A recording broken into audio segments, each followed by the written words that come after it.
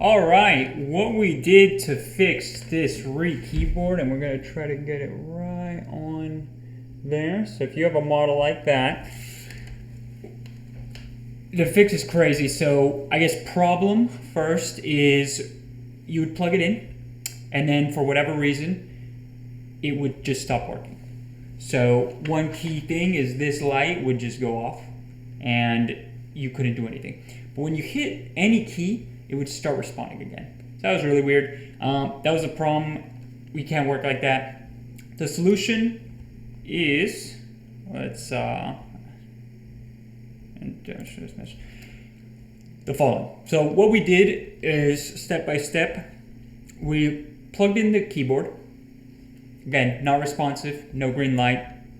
Went, and on an on-screen keyboard, or with another keyboard, whatever you want to do and whichever is better, go to Device Manager. We're going to recreate these steps, and it's pretty awesome. So keyboards, properties, driver, and again, this, for that to show up and the computer to recognize this keyboard, I actually had to hold down the space.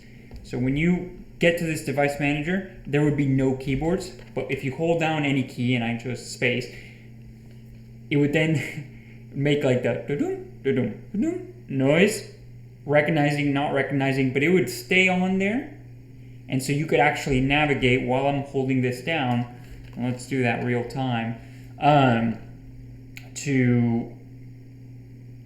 Let's do that. So you would do update driver, and then you would browse my computer for driver software and say, hey, just let me pick from a list. And when you do that, you want to do this one and then hit next.